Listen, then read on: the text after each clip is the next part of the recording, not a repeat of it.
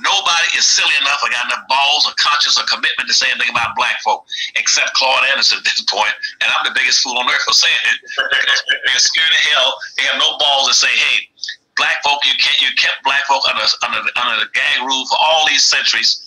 That's why no candidate, but a smart candidate, would break out and say, hey, as I told you last time we were on air, if I had been run for office, and I thought about that way back in 1997, 98, I should run for public office. I could take the presidency. I could do it very easily. You know what I have to do? Right now, see, Trump has a conservatives, okay? They make up about 35% of his base. Well, see, in the Democratic Party, black folk make up about almost 30% of the Democratic Party base. All I do is I would cut a deal with all the rednecks in the country. So you go take care of black folk and bring them out from under this gag rule, and I guarantee you can take the presidency every year if you want to, every 4 years. It's an easy thing.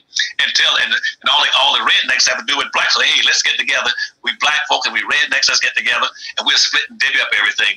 Forget all these other fabricated groups. If you want to play the game to win, play to win. I run enough campaigns. I was a campaign manager for governors and presidents and mayors and state legislators. I can show you how to win. And if I had black, I could have won the damn office. I'd have gone into every redneck state, every redneck in the South and say, hey, and I can get along with rednecks. I don't have a problem.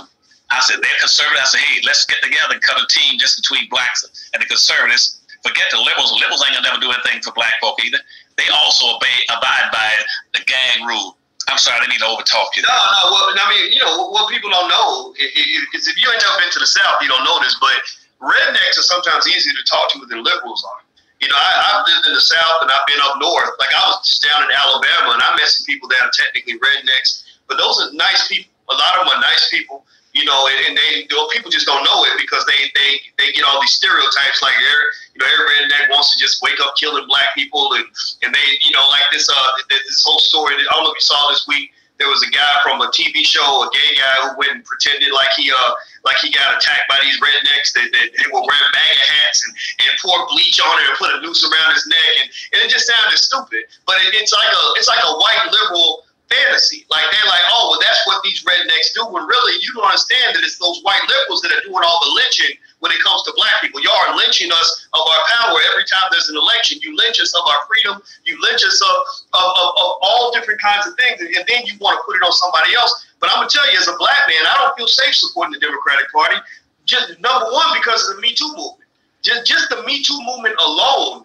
The fact that you can go around here accusing people of anything and have no accountability and get men sent to prison because of what you just said that they did and you ain't got no proof, that's enough for me as a black man to say I'm not touching none of that. And I'm not touching no candidate who supports any of that because it's crazy. But let me ask you about this, Dr. Anderson. I want to, you know, a lot of people have been talking about this a lot. There's different movements where people are talking about, you know, being a descendant of slaves.